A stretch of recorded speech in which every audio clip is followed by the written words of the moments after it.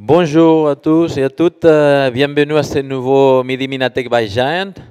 Aujourd'hui, j'ai le plaisir de présenter Pascal Fender, qui est directeur de recherche classe 1 au CNRS et qui est le chef de l'équipe Adenovirus à l'Institut de biologie structurale de Grenoble.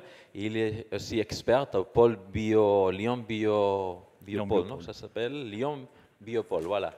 Et aujourd'hui, il va nous parler de virus, en particulier, va nous montrer comment il faut mimer les virus pour mieux les combattre. Donc Pascal, the stage is yours. Thank you, merci. Merci. Merci David, merci aussi à Eva et Lona pour l'organisation, merci aussi aux techniciens pour avoir permis de faire que cette présentation puisse être faite. Donc du coup, comme ça a été très bien introduit, je vais vous parler comment on peut mimer les virus pour les combattre. Je travaille aussi donc à l'Institut de biologie structurale. Et pour situer l'Institut de biologie structurale, vous voyez, il y a marqué IBS. C'est ce gros bâtiment qu'on voit le long de l'avenue des Martyrs, qui a été créé il y a quelques années maintenant. Et en fait, nous, notre équipe travaille plus particulièrement dans un autre bâtiment qui s'appelle le CIBB, qui est coincé entre les gros instruments, la cuve à neutrons et le synchrotron. Et donc, des fois, pour rigoler, on dit que l'IBS, c'est le château et que nous, on travaille dans la dépendance. Mais c'est quand même une dépendance plutôt sympa parce que c'est un ancien institut de virologie et c'est pour ça qu'il y a cette tradition un peu de travailler sur les virus dans mon équipe. Alors les virus, qu'est-ce que c'est? Je pense que vous connaissez tous. Si on regarde une définition assez simple, les virus, ce sont déjà des agents qui sont très petits. Alors très petits, ça veut dire qu'on ne peut pas les voir à l'œil nu. On ne peut même pas les voir avec un microscope photonique. Donc pour les observer, il va falloir aller dans une échelle encore plus petite, qui est l'échelle du nanomètre ou de la dizaine de nanomètres, et on aura besoin d'un microscope électronique. Il se trouve qu'à l'Institut de biologie structurale, on a une très belle plateforme de microscopie électronique, et ça nous permet d'observer ces virus. Et ces virus, ils sont très divers en structure, si on peut dire. Donc on pourrait reconnaître ici, je ne sais pas si ça va marcher, mais hop. Par exemple, un virus qui va infecter des bactéries, parce que les virus n'infectent pas que les hommes. Celui-ci pourrait très bien infecter une plante. Lui, ça pourrait être un virus hémolytique, comme hémorragique, comme Ebola, et ou celui-ci pourrait être le coronavirus. Donc ils ont des formes très très différentes qu'on peut observer. Par contre, ils ont une particularité, c'est que quand on regarde la définition d'un être vivant, un être vivant doit être individualisé. C'est le cas d'une plante, d'un animal. Il doit pouvoir se reproduire, il doit pouvoir évoluer, mais en général, les êtres vivants ont leur propre métabolisme. Et il se trouve que les virus, eux, ils ont toutes ces propriétés sauf le métabolisme. Du coup, ça va les obliger à devoir rentrer dans une cellule pour pouvoir se multiplier et évoluer. Et pour rentrer dans les cellules, ils vont devoir d'abord se fixer à la surface des cellules et se fixer sur ce qu'on appelle un récepteur cellulaire. Et donc, bien sûr, nous n'exprimons pas ces récepteurs pour faire entrer les virus, mais les virus se sont adaptés à certains de nos récepteurs pour entrer dans les cellules. Donc ça, c'est un prérequis, et c'est important parce que si le virus ne rentre pas, le virus n'est pas vivant. Donc si on arrive à faire des réponses immunitaires qui bloquent le virus, par exemple, on va le neutraliser. Je vous ai dit qu'on travaillait plutôt sur l'adénovirus. Alors l'adénovirus, il a une forme assez jolie, c'est ce qu'on appelle un icosaèdre. Ça a 20 faces triangulaires avec 12 sommets, et c'est un virus à ADN. Et la partie qui est la plus importante pour notre talk, c'est ce que j'ai encerclé, c'est cette protéine allongée orangée rouge qu'on appelle la fibre. C'est elle qui va reconnaître le récepteur cellulaire. Et en bas de la fibre, vous voyez une protéine verte qui s'appelle la base du penton. Et il y a 12 bases du penton. C'est la protéine qui va fermer ces fameux icosaèdres. Et cette protéine, penton, ça vient de pentamère, ça veut dire qu'il y a 5 monomères identiques, 5 unités identiques qui constituent cette protéine en vert. Et ces adénovirus, alors ils infectent une grande variété d'animaux, des animaux à sang froid, des oiseaux et des mammifères, y compris l'homme. Et chez l'homme, ils sont responsables de différentes maladies parce qu'il existe plus de 60 sérotypes chez l'homme. Et on a tous été en contact ici avec ces virus-là, en général sous forme de pneumonie ou de conjonctivite, mais parfois il y a des maladies aussi beaucoup plus sévères. Alors qu'est-ce qui se passe maintenant si on prend un adénovirus, un seul, qu'on le met sur une cellule? Il va rentrer dans la cellule et il va se multiplier, parce qu'en fait, il va dérouter notre métabolisme. Et on peut le suivre, ça c'est une image qui a été faite à l'IBS. On a infecté une cellule, on a marqué d'abord les noyaux en rouge. On les voit à l'arrière-plan. On a mis un virus, on détecte les protéines virales en vert. Si vous voulez, on pourra rentrer dans les détails, mais on peut détecter les protéines virales en vert. On voit que les protéines sont dans le cytoplasme, mais que le noyau devient jaune. Donc en fait, ces protéines reviennent dans le noyau, et rouge et vert, ça fait du jaune. Et si on regarde dans le noyau, à partir d'un seul virus, on regarde 24 heures plus tard, on va observer ces structures en nid d'abeille, et chaque alvéole, en fait, correspond à un nouveau virus, un adénovirus. Donc en fait, on a une super photocopieuse à virus. Le virus qui est rentré dans la cellule a produit des dizaines de milliers d'adénovirus. Ils sont tellement concentrés qu'ils ont tendance à cristalliser les uns sur les autres. Si on lit cette cellule, ces cristaux se dissolvent. Et qu'est-ce qu'on va trouver? On va trouver les adénovirus, très jolis en microscopie électronique, avec les fibres projetées à l'extérieur. Mais on va trouver aussi, ils produisent en fait leurs protéines en excès. Et on va retrouver cette fameuse protéine base du penton, qui est cette protéine pentamérique, et la fibre projetée à l'extérieur. Ça, c'est ce que l'on obtient lorsqu'on utilise un adénovirus de type 2. Mais la surprise pour nous, c'était qu'en faisant la même expérience avec un adénovirus de type 3, cette fois-ci, ce qui est produit en excès, ce n'est plus les pentons libres, mais les pentons qui se sont assemblés ensemble par 12. Et donc cette fois, on a 12 pentamères. Donc en fait, on a 60 monomères identiques, et on voit les fibres projetées à l'extérieur. Et ça, c'est une découverte qu'on a faite à Grenoble il y a déjà assez longtemps, je ne vais pas vous dire quand. Et en tout cas, je travaille sur ces particules depuis ma thèse. Voilà. Et donc du coup, ces particules qu'on appelait dodécaèdres, dodéca ça veut dire 12 en grec, donc c'est 12 pentamères, c'est un peu comme si les sommets de l'icosaèdre s'étaient collapsés sur eux-mêmes et il y avait les 12 bases du penton qui s'étaient assemblées avec les fibres à l'extérieur. Et j'ai dit, est-ce qu'on peut mimer le virus? En fait, le virus, lui, se mime lui-même, parce que maintenant, si vous prenez ces petites particules dodécaédriques, en fait, elles sont non infectieuses parce qu'il n'y a pas de génome. Tout à l'heure, je ne l'ai pas dit, mais tous ces virus contiennent soit de l'ADN, soit de l'ARN, une information génétique. La petite particule en bas, c'est que de la protéine. Donc, elle n'est pas infectieuse. Par contre, si vous la mettez sur une cellule, elle peut rentrer dans les cellules. C'est toutes les taches bleues que vous voyez. Elles vont rentrer dans des vésicules et se concentrer en allant autour du noyau de la cellule. Donc, on a un virus qui produit une particule qui le mime, mais qui est non infectieuse. Et nous, on s'est demandé si on pouvait utiliser ces particules à des fins biotechnologiques. La première chose qu'on a faite, on s'est dit, est-ce que la fibre est indispensable? Et on a la réponse, non. On a cloné la base du penton, cette protéine monomérique qui va s'assembler par 5 et les pentamères ensuite par 12, et on a obtenu les mêmes particules sans la fibre cette fois. C'est ce que vous voyez sur la photo de microscopie électronique, c'est très joli. On a donc 60 monomères identiques qui constituent ces dodécaèdres, et on peut les produire facilement dans des cellules d'insectes, et on les purifie. Si vous voulez, on en parlera après pendant les questions. Alors là, il y avait un film, mais malheureusement, il ne marche pas. Mais en fait, ce qui est assez intéressant, c'est que si vous regardez, je vous ai parlé de formes un peu bizarres, le film du coup marche, icosaèdre et dodécaèdre, vous voyez que l'icosaèdre, ça serait pardon, je vais le faire comme ça, cette forme ici, avec des facettes triangulaires, et là vous auriez un monomère à chaque endroit qui fermerait, qui serait la base du penton. Et en fait, cette base du penton, comme je vous l'ai dit, c'est un peu comme si elle était collapsée sur elle-même. Et d'un point de vue géométrique, ce sont des solides de Platon, des solides parfaits, parce qu'ils ont tous les mêmes formes, et on peut aussi les inscrire dans une sphère. Et du coup, les dodécaèdres et les icosaèdres s'inscrivent l'un dans l'autre. C'est ce qu'on appelle des duels, des duals. Bon, le film ne marche pas super quand même. Là, par contre, il y a un film qui marche, et tant mieux. C'est que maintenant, si on regarde, je vous ai dit, on a ces bases du penton qui sont composées du même monomère, ici en gris. Et on a fait la structure en cryomicroscopie, et ce que l'on a remarqué, c'est qu'il y avait deux endroits, ici en rouge et en bleu, qui sont très exposés, et dans lesquels on pourrait éventuellement ajouter des séquences étrangères, tout en gardant la structure.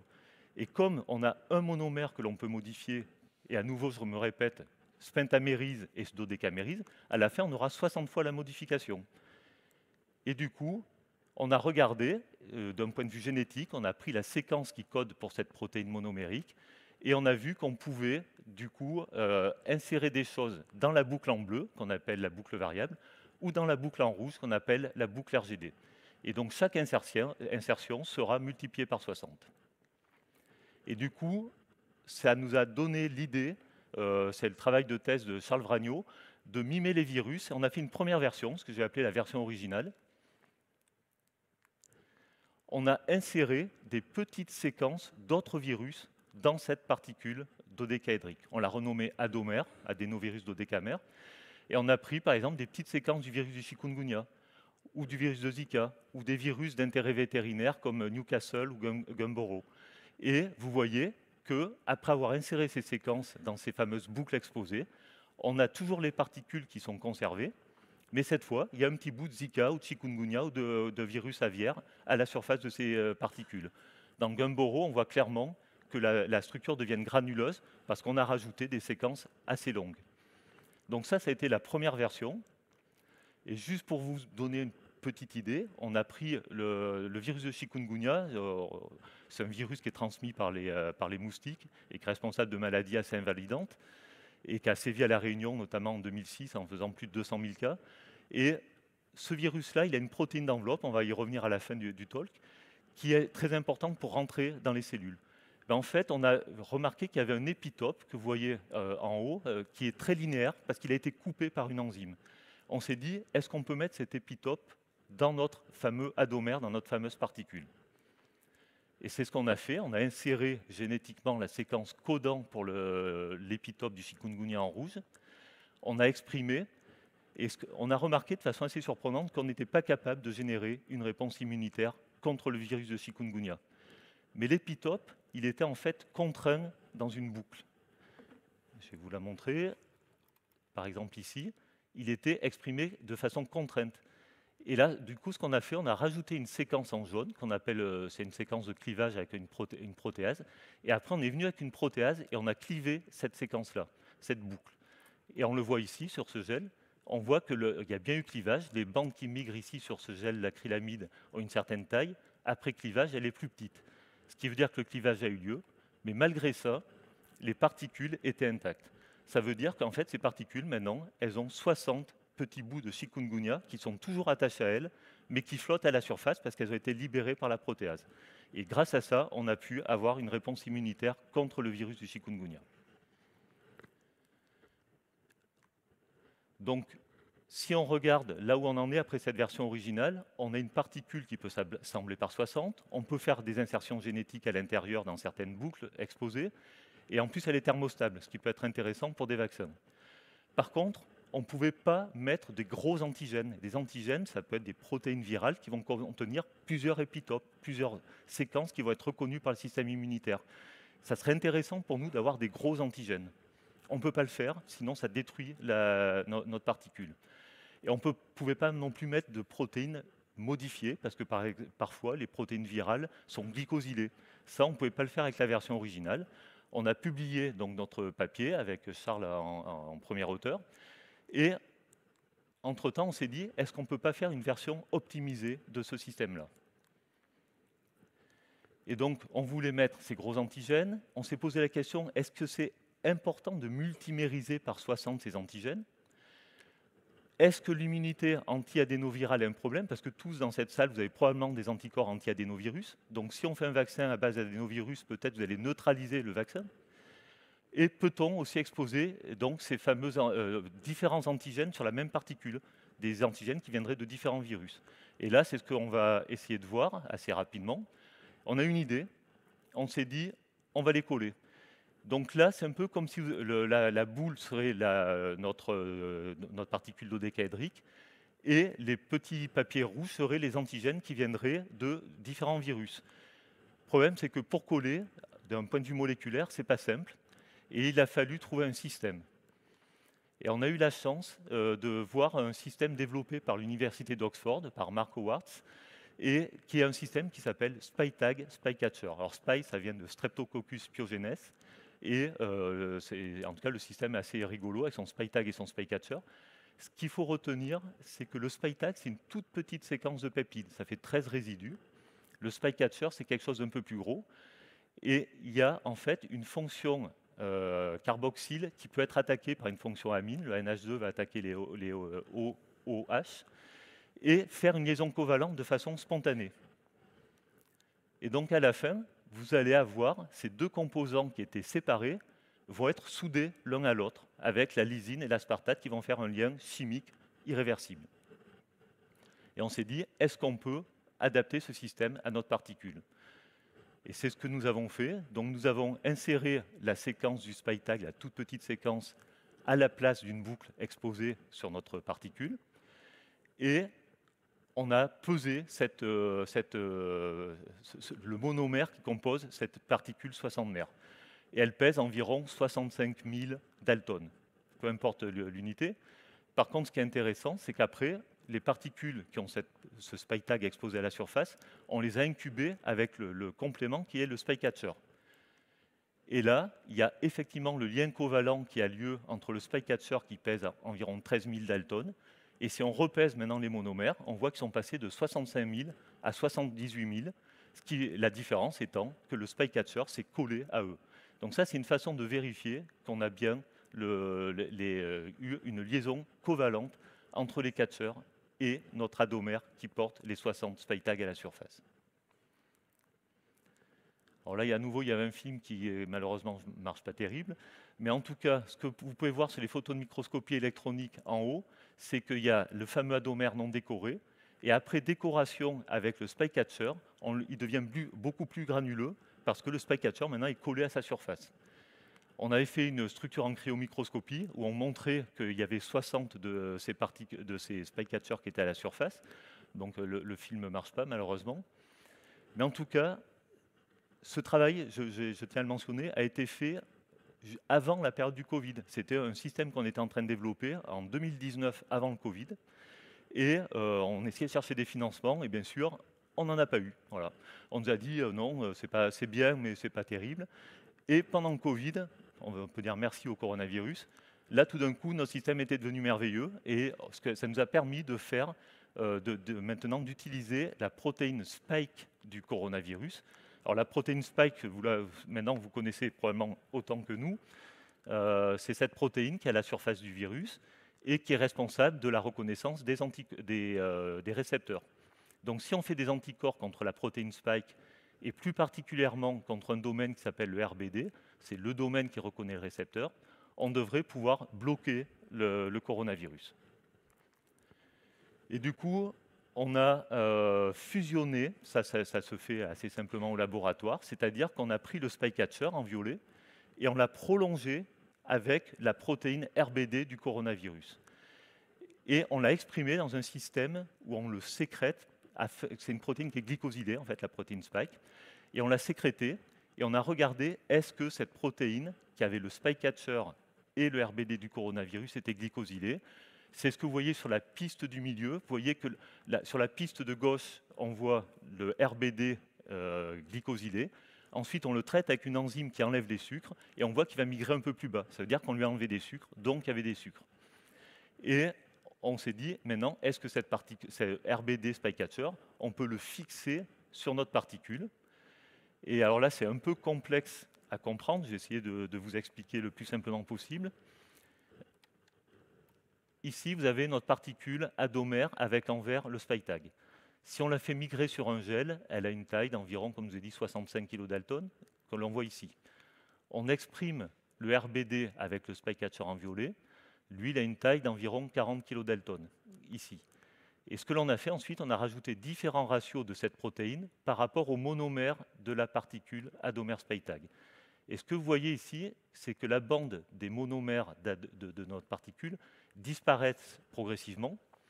Et en fait, quand je dis qu'elles disparaissent, en fait, elles se transforment en quelque chose de plus grande taille que vous retrouvez ici, ce qui veut dire que notre particule est maintenant décorée avec l'antigène du coronavirus. Donc du coup, cette fois, on a un mime du coronavirus. Et l'avantage, c'est qu'il est non infectieux. Donc on mime la surface du corona. Par contre, il n'y a aucune information génétique. Donc ces particules-là ne sont pas infectieuses. Il fallait d'abord vérifier que la séquence que l'on a insérée soit toujours fonctionnelle. Parce que lorsqu'on fait une fusion avec un spike catcher, puis qu'on colle sur une particule, on n'est pas à l'abri que la protéine finale soit mal structurée. Et une protéine doit avoir une structure particulière pour être fonctionnelle. Et on l'a vérifié en prenant des cellules qui sont des cellules HeLa qui expriment le récepteur du coronavirus, qui s'appelle ACE2. On a mis la particule non décorée, c'est sur la photo du haut, et on voit juste les noyaux marqués en bleu. Donc la particule adomère sans le RBD ne peut pas se fixer dessus. Par contre, les particules adomères RBD envoient un signal vert autour de la cellule, montrant que ces particules-là peuvent reconnaître le récepteur ACE2, donc qu'elles sont fonctionnelles, et que notre RBD du coronavirus est bien structuré, bien, j'allais dire foldé, bien structuré, et donc qui pourra, si on l'injecte à un individu, créer une réponse immunitaire adéquate pour aller neutraliser le virus. On a vérifié aussi par une technique qui s'appelle la résonance plasmonique de surface, mais je vais passer peut-être un peu vite, juste pour dire que ces particules-là, effectivement, elles se fixent très bien sur le récepteur du coronavirus, et une fois qu'elles sont fixées, elles ne se décrochent plus. C'est ce qu'on voit, on voit des plateaux à la fin des injections, ce qui veut dire que les particules sont très très bien fixées. Et du coup, puisqu'on a validé qu'on pouvait accrocher et mimer ce coronavirus, on s'est dit maintenant, on va aller voir chez la souris, est-ce qu'on est capable de produire une réponse immunitaire anti-coronavirus. Et on a fait 4 groupes pour répondre à différentes questions. On a fait un groupe dans lequel on a injecté le RBD avec le spike catcher seul, un groupe où on a injecté la même protéine avec un adomère, mais qui n'avait pas de spike tag, donc qui ne pouvait pas afficher la particule, l'antigène, pardon. Et ensuite 2 groupes dans lesquels l'antigène était affiché à la surface. Et pourquoi 2 groupes? C'est parce qu'en fait, on a voulu, dans un groupe, étudier le rôle de la préimmunité. Parce que, comme je vous ai dit, la plupart d'entre nous avons des anticorps anti-adénovirus. Donc, on voulait savoir ce que ferait l'existence d'anticorps anti-adénovirus sur la réponse coronavirus. Et en fait, on a fait un petit schéma vaccinal relativement simple. On a injecté à J0 une première injection de nos différentes particules décorées ou à antigène seul. Puis on a fait ce qu'on appelle un boost 2 semaines plus tard. Et on a collecté du sang pour regarder les anticorps à différents temps, donc avant la première injection, avant la deuxième injection, 2 semaines après les 2 injections, 4 semaines après les 2 injections. Il y a juste ce groupe-là qui était pour la préimmunité. J'ai peut-être passé et aller directement au résultat. Et on a regardé ce qu'on obtenait. Ici, ce que l'on regarde, c'est la réponse anti-coronavirus. Et chaque point représente une souris. Vous voyez, comme attendu, qu'à J-1, on n'a pas d'anticorps anti-coronavirus. C'est logique, les souris n'ont jamais vu de coronavirus. Une fois qu'on leur a injecté notre particule décorée, on voit, on est sur une échelle logarithmique, hein, on passe de 10 à 100 puis à 1000, que toutes les souris ont une réponse anti-coronavirus. Et si on regarde après la deuxième injection, c'est les cercles orange, ou rosés plutôt, on voit que chaque souris a augmenté de 2 logs. On est passé de l'ordre de la centaine à l'ordre plutôt de la dizaine de milliers. Donc on a une réponse très forte après le boost. Là, la question que vous pourriez me dire, c'est bien beau, mais si vous aviez mis l'antigène tout seul, vous auriez peut-être eu la même chose. Pourquoi vous embêtez à faire ça? Et la réponse, en fait, c'est que quand on met l'antigène tout seul, ou même en présence de la particule, mais qui ne peut pas afficher l'antigène, et je tiens à dire qu'on a mis les mêmes quantités d'antigène dans les 2 cas, mais vous voyez que même après la première injection, J13, il n'y a aucune réponse anti-coronavirus, alors que dans l'autre cas, on l'a. Et lorsqu'on fait la deuxième injection, on commence à avoir une réponse anti-coronavirus, mais elle est très faible et très hétérogène. Donc, la réponse est il est intéressant de faire de l'affichage de notre antigène à la surface de nos particules. Pour la réponse sur la préimmunité, vous voyez que le fait qu'il y ait des anticorps anti-adénovirus qui pourraient reconnaître notre plateforme 60 mers à base d'adénovirus n'a pas été détrimentale, je ne sais pas comment on dit, destructrice en tout cas, et elle a plutôt favorisé la réponse après la première injection. Donc en fait, grâce à cette expérience, on peut répondre que l'affichage est important pour avoir une bonne réponse. Donc le fait de mimer le virus a été avantageux. La préimmunité que l'on pourrait avoir contre l'adénovirus n'est pas un obstacle. Et on a une réponse en plus forte et assez homogène après la deuxième immunisation. On a voulu vérifier si les anticorps que les souris avaient produits étaient efficaces. Alors, je ne vais pas vous expliquer peut-être le test parce que sinon ça va être trop long. Mais en gros, on a un système simple. On prend un coronavirus qui va émettre de la lumière, en gros, si je simplifie. Si on bloque l'entrée du coronavirus dans les cellules, il n'y aura pas d'émission de lumière. Là, je le schématise vraiment facilement, mais ça nous a permis, avec le groupe de Pascal Poignard, de montrer que, en fait, tous les sérums des souris qui avaient été vaccinées pouvaient neutraliser à 100% les coronavirus, parce qu'on n'avait plus d'émission de lumière.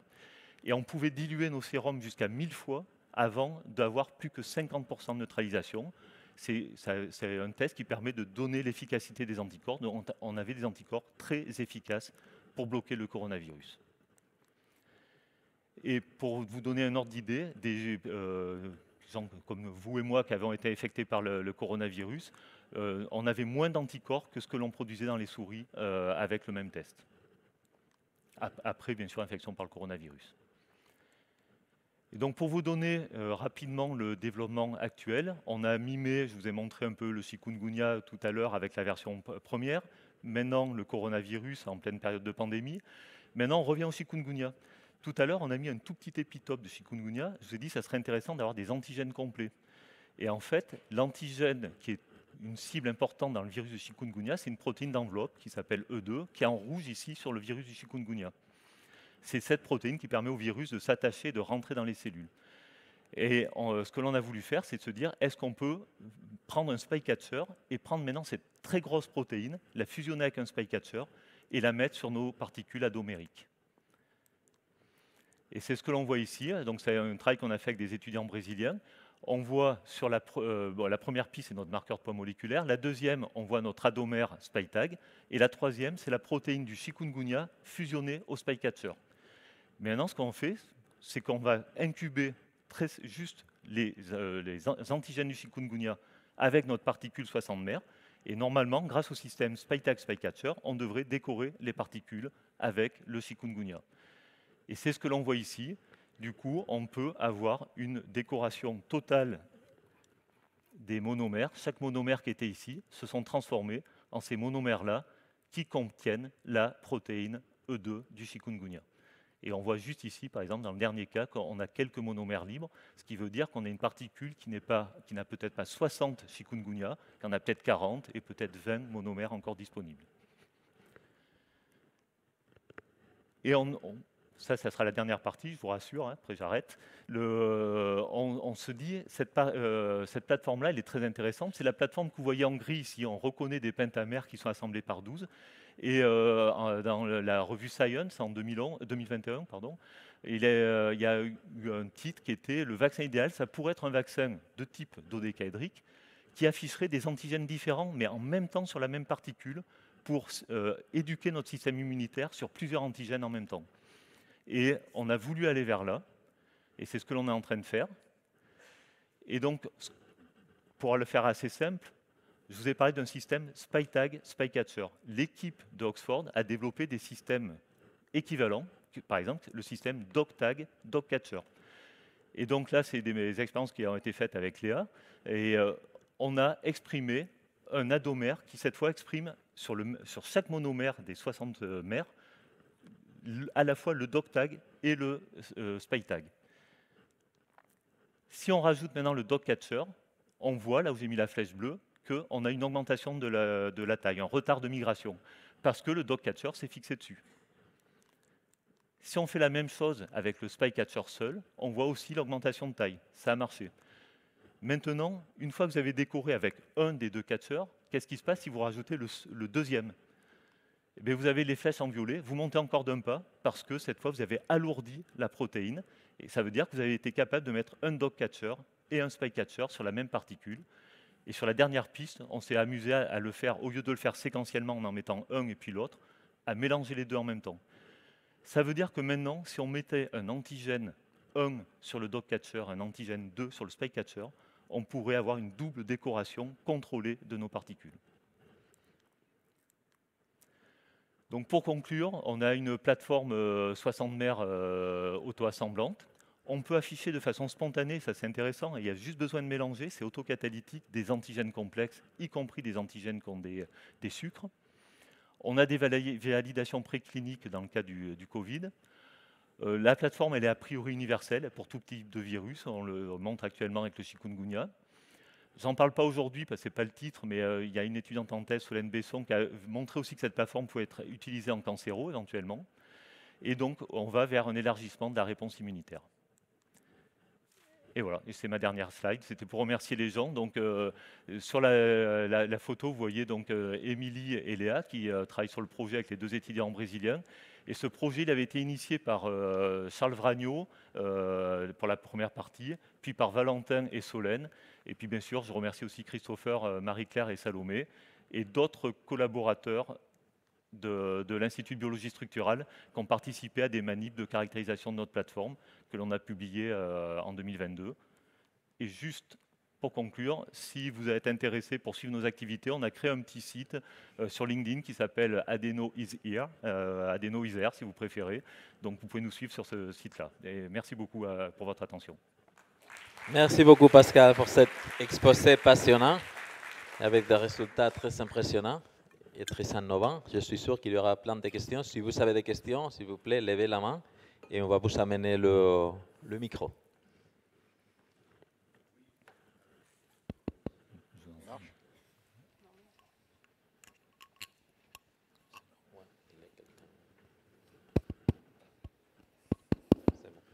Oui, merci de cet excellent exposé. Évidemment, le Covid, c'est aujourd'hui le plus intéressant. Enfin, par contre, il y a encore des étapes. J'ai compris que c'était carrément plus efficace que les vaccins actuels au niveau spécificité, c'est ça? Alors, non, mais c'est une très bonne question. Ouais. En fait, on n'a pas fait une étude comme on appelle benchmark. Pour être très honnête, on aurait dû faire une étude avec les vaccins ARN ou des vaccins, parce qu'il y a des vaccins adénovirus aussi, comme AstraZeneca ou Janssen. On n'a pas fait cette étude-là. Donc, je ne peux pas dire qu'on est plus efficace. Ce que je peux dire, c'est qu'on est efficace. En tout cas, on provoquait une réponse immunitaire qui était supérieure à des gens qui avaient eu le Covid. Ça, on peut le dire. D'accord. Et après... Donc, au niveau temps de développement, j'ai vu que les vaccins ARN se développent très très rapidement. Qu'en est-il de votre approche?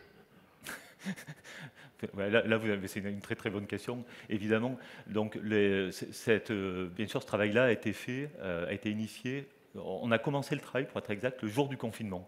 On a regardé, il y avait la structure de la protéine spike, et on a regardé, et on a commandé le gène avant d'aller en confinement. Et grâce au fait qu'on ait des projets Covid, on a pu revenir au labo plus tôt, heureusement.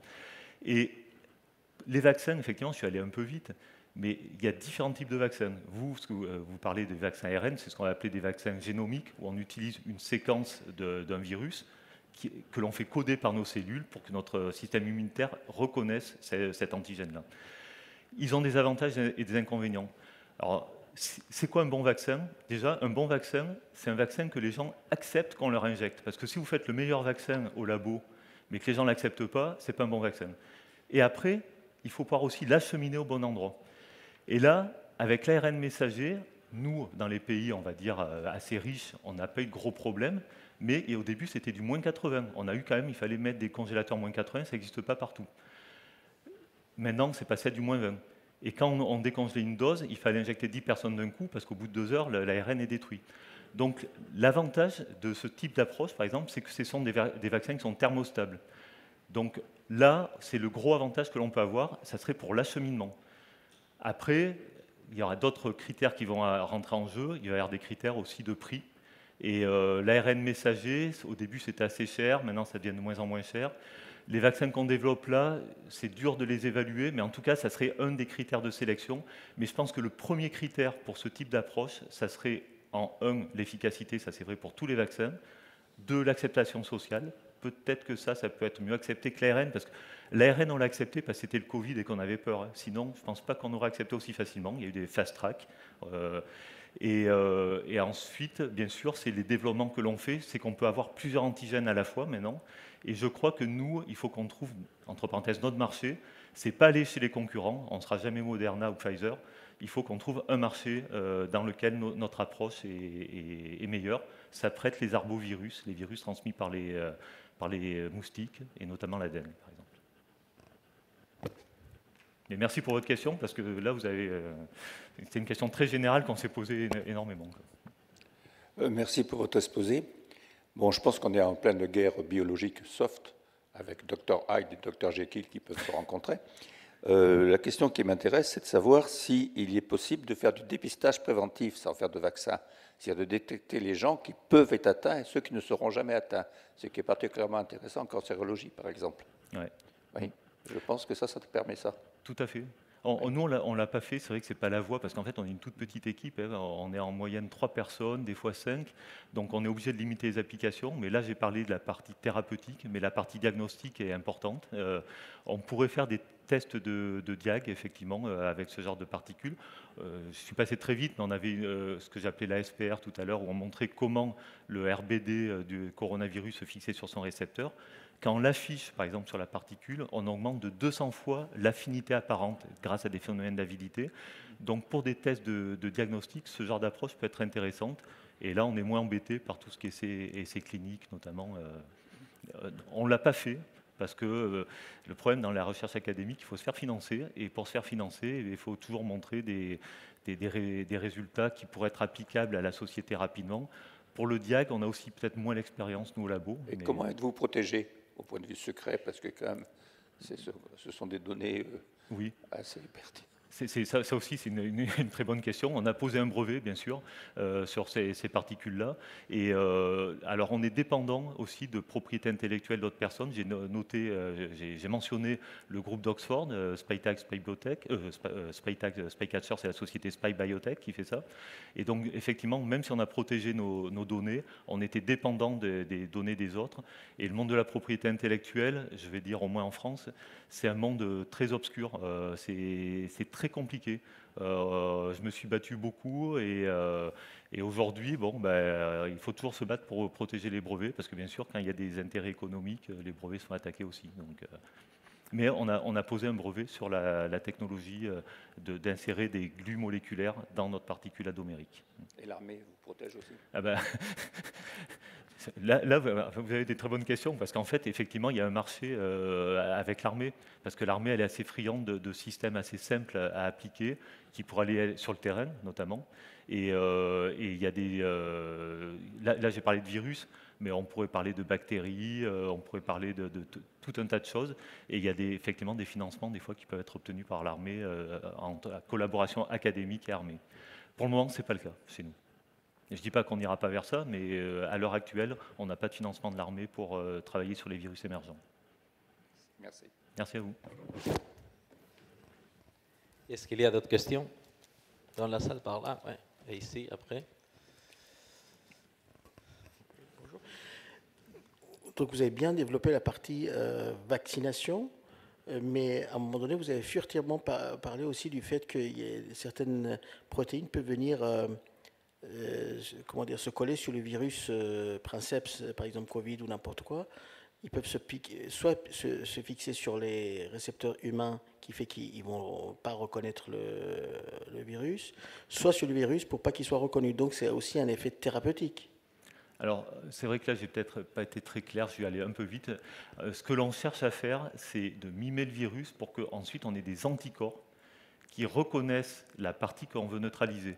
Donc, au final, c'est informer notre système immunitaire qu'il existe un danger, l'éduquer pour qu'il produise des anticorps qui bloquent le virus, et ensuite, quand le virus arrive, normalement, on doit aller mettre des anticorps sur ces endroits clés.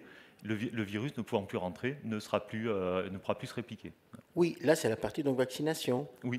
Mais est-ce que ça peut être possible aussi en aval, comment dire, oui, en amont encore, avant la vaccination, administrer certaines choses qui viendront bloquer les virus ou les récepteurs humains?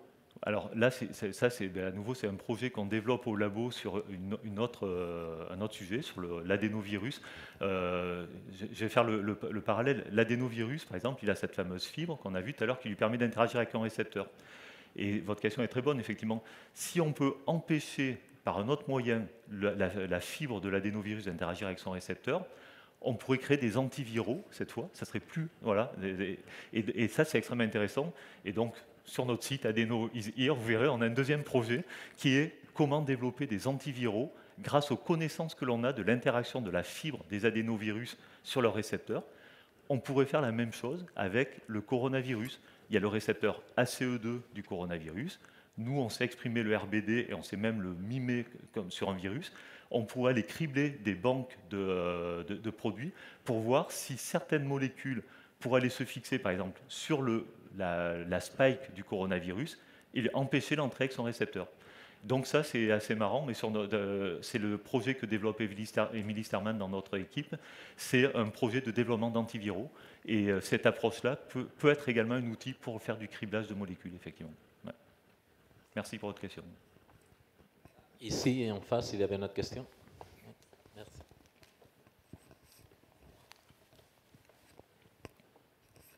Bonjour et merci pour le talk.